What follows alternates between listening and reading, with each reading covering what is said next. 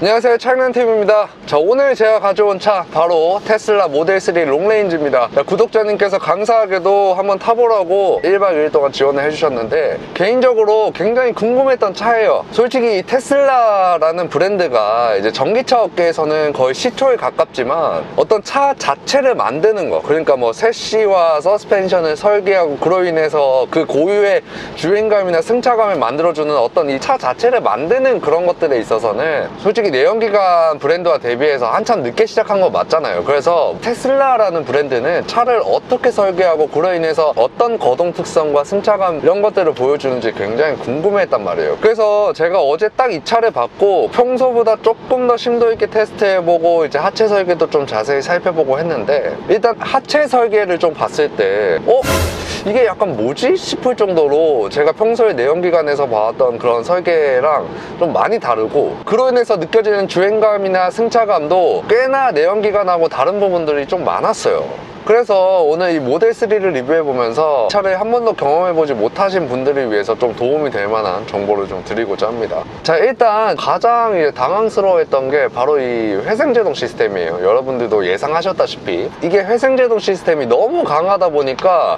이게 그냥 스로틀을 이제 밟고 있다가 그냥 갑자기 떼잖아요? 그러면 이렇게 몸이 앞으로 쏠릴 만큼 멀미가 날 정도인데, 이게 처음에 딱 겪어보면 굉장히 당황스러워요. 그래서 그 해결책으로 나온 대안이 바로 원페달 드라이빙이라는 개념이죠. 엑셀 하나로만 가속과 감속을 다 하겠다는 그런 개념인데, 솔직히 이게 사람이 적응의 동물이라고 이게 또 적응이 돼요. 이게 어떻게 해야 되냐면, 시내에서 이제 딱 이렇게 차가 멈추려고 하잖아요. 그러면 이 페달 자체를 바로 떼면 당연히 안 되고, 차에 근접할 때까지도 어느 정도 페달을 유지하고 있어야 돼요. 그러니까 내연기관에서 이제 브레이크를 서서히 누른다는 것 자체의 개념이 이 페달을 서서히 뗀다는 개념으로 접근하시고, 감속을 한다고 엑셀에서 바로 뗀다든지 그렇게 하면은 멀미가 날 수 있는 그런 시스템이더라고요. 그래서 이거 이렇게 해보면은 생각보다 시내에서 편해요. 근데 그걸 다 떠나서 제가 느꼈던 이 원페달 드라이빙은 가장 큰 단점은 타력 주행을 할 수 있는 옵션이 없다는 거예요.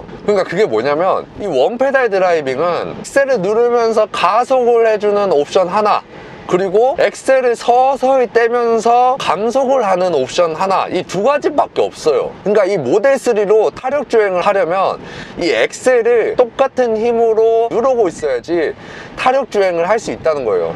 물론 뭐 오토파일럿을 키면 되지 않냐 라고 말씀을 하신다면 할 말은 없지만, 내연기관에서 타력 주행을 할 때 엑셀에서 발을 떼고 그냥 속도가 줄어들 때 잠깐만 이렇게 엑셀을 밟아주는 그런 편안함이 없다는 거예요. 그래서 시승을 하실 때 이 타력 주행에 대해서 내가 얼마만큼 이게 감내할 수 있는가에 대해서는 한번 생각을 좀 해보셔야 될 것 같아요. 다음으로 이 차의 승차감에 대해서도 좀 말씀드리고 싶은데, 일단 뭐 테슬라를 타보신 분들은 아시겠지만 일단 이 시트의 착자감 자체가 생각보다 굉장히 부드러워요. 처음에 딱 앉아보고 약간 놀랐거든요. 제가 이때까지 타본 차들 중에서 렉서스급으로 굉장히 부드러운 것 같아요. 그리고 이 주행을 할 때 승차감에 대해서도 굉장히 좀 비중 있게 좀 말씀드리자면, 제가 어제 이 승차감을 느껴보려고 정말 많은 방지턱도 넘어보고 이제 요철이 있는 도로도 일부러 한번 가보고 그렇게 좀 심도 있게 테스트를 해봤는데, 1열이나 2열의 그 공도에서의 주행감 있잖아요. 제가 예상했던 것보다 생각보다 괜찮았어요. 굉장히 이 시트의 착자감에서 오는 그런 부드러움 자체도 있고, 타이어가 요철에서 올라오는 그 진동들을 좀 먹어주는 느낌이 있고,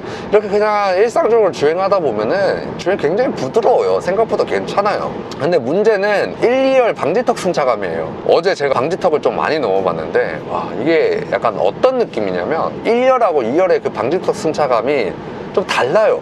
1열은 약간 어떤 느낌이냐면, 이렇게 딱 방지턱을 넘잖아요. 그러면은 이 스프링과 댐퍼가 너무나도 강해가지고 이 스프링이 제 역할을 못하는 것처럼 통통 튀면서 그냥 넘어가는 그런 느낌이에요. 그래서 굉장히 딱딱한데, 2열 방지턱 승차감은 또 이게 달라요. 이게 어떤 느낌이냐면, 이 스프링과 댐퍼가 아예 역할을 못하는 느낌?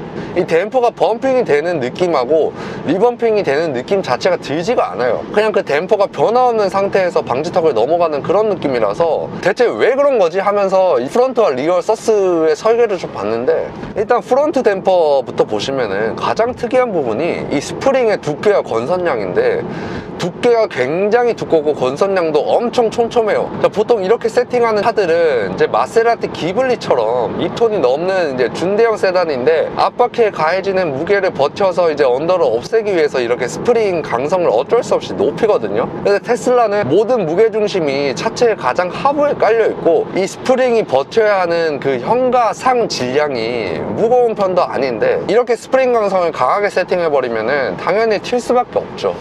반대로 이 리어 서스를 좀 보면 또 이것도 굉장히 특이한데, 이 스프링의 건선량이 그렇게 촘촘하지 않아요. 지름을 넓게 이렇게 말아놨고, 이 스프링을 만 횟수도 4바퀴, 5바퀴 정도 되는데, 이제 3 시리즈 같은 경우에는 한 6, 7바퀴를 말았어요. 그 말인 즉슨 이 스프링의 상하 이동 범위가 일단 기본적으로 작은데, 건선량을 보면은 또 부드럽게 세팅을 해놨다는 거예요. 이런 상태에서 또 방지턱을 넣으면 이 스프링은 부드러워서 범핑은 잘 되는데, 그 범핑되는 이동 범위 자체가 작기 때문에 이게 마치 스프링이 없는 차처럼 그냥 툭 치면서 그냥 지나가는 느낌이 나는 거고, 이 댐퍼 자체도 엄청 짧다 이런 길이는 아닌데 그렇다고 길지도 않은 댐퍼예요. 자, 보통 댐퍼 마운트가 이 휠하우스 상단에 꽂히는 게 일반적인데, 이 차는 보시면은 이쪽 중간 부분에 그냥 꽂혀 있죠. 그래서 절대적인 이 댐퍼의 이동 범위도 짧다 보니까 이게 댐퍼가 범핑이 되는 건지 리범핑이 되는 건지 아예 틈도 없이 방지턱을 그 사이에 그냥 넘어가 버리는 거고, 그렇다 보니까 2열 방지턱 차감이 뭐 좋아질 수가 없죠 이게. 그래서 이런 부분들이 와인딩 로드에서 조금 더 격하게 몰 때는 어떤 느낌일지 좀 테스트 해보기 위해서 지금 중미산 와인딩 로드로 가고 있는데, 지금 비가 너무 많이 오고 있어가지고 이렇게 격하게 몰 수 있을 것 같지는 않습니다.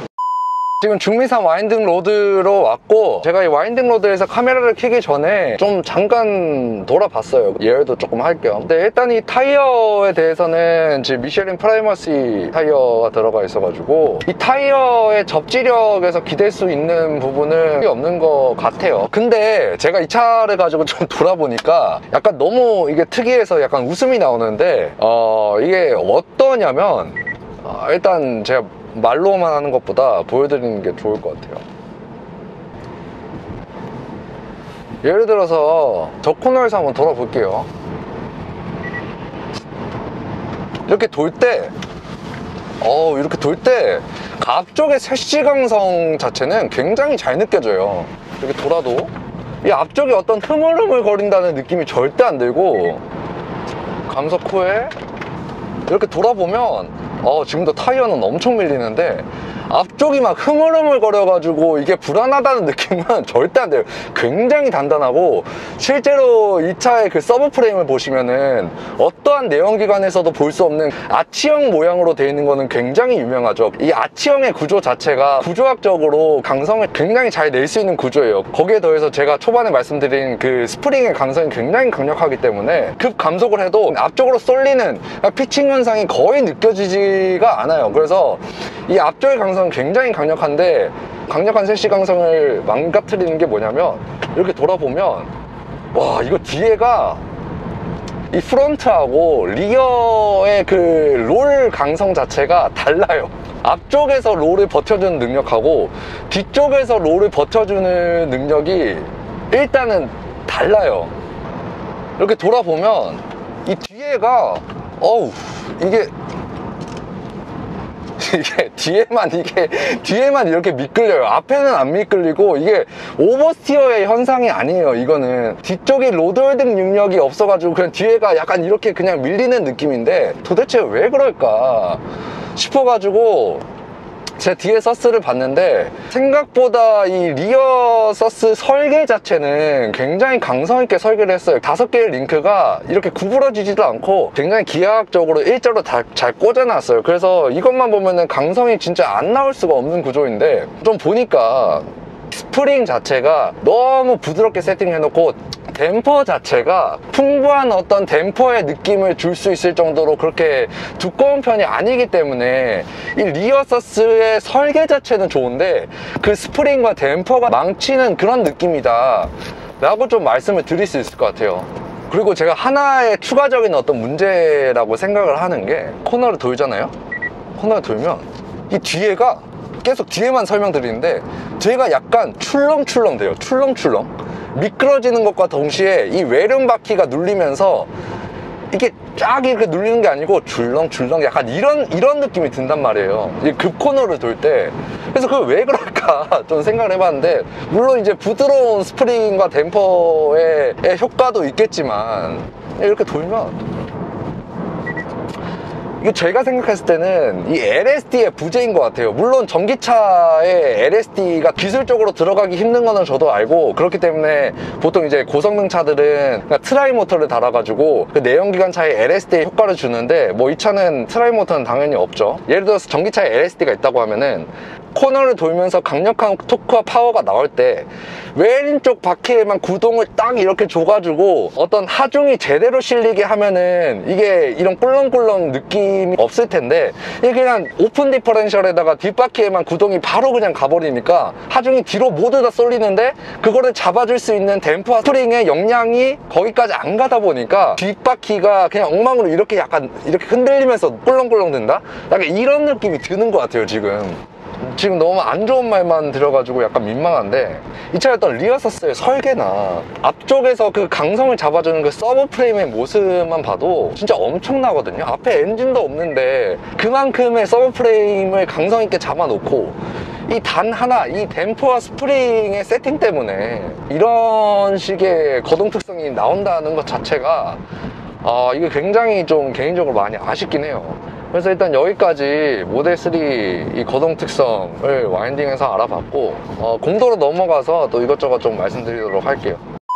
이 전기차의 가장 큰 장점이라고 생각하는 게 저는 이 공간 활용성이라고 보거든요. 뒷좌석에도 이렇게 딱 앉았을 때 드라이브 샤프트라는 게 없다 보니까 보통 이 중간에 툭 튀어나온 이 부분이 없어가지고 완전 평평해서 뒷자리에 그냥 혼자 앉아있다 싶으면은 다리를 솔직히 이렇게 벌려서 가도 될 정도로 정말 편합니다. 자세의 자유성이 굉장히 좋아요. 근데 이게 전기차라 가지고 시트 포지션이 약간 낮다 보니까 이 무릎 각도가 일반 내연기관 차처럼 90도로 딱 떨어지는 게 아니고 약간 이렇게 올라와 있어요. 그래서 뭐 이런 부분들이 좀 이질적이긴 한데 불편하다 라고 말씀드릴 수 있을 정도는 아니에요. 그럼에도 불구하고 제가 봤을 때는 이 차가 패밀리카로는 약간은 좀 무리가 있는 것 같아요. 보통 패밀리카라고 하면은 1열에는 운전자가 타고 이제 2열에 카시트를 채우고 옆에서 이제 부모가 한 명 붙어서 이제 아기를 케어해주는 경우가 대부분인데, 공도주행을 할 때 승차감은 뭐 나쁘지 않다고 하더라도 2열 방지턱 승차감이 너무나도 좀 안 좋은 수준이기 때문에 이런 부분에 있어서는 약간은 좀 아쉬워서 실제로 모델3를 패밀리카로 고려하시는 분들이 그렇게 많이는 없는 것 같아요. 만약 이 차를 한 명 또는 옆에 2명이 주로 탄다고 하면은 이렇게 편한 차가 있을 수가 없어요. 원페달 드라이빙도 적응이 되면 시내 주행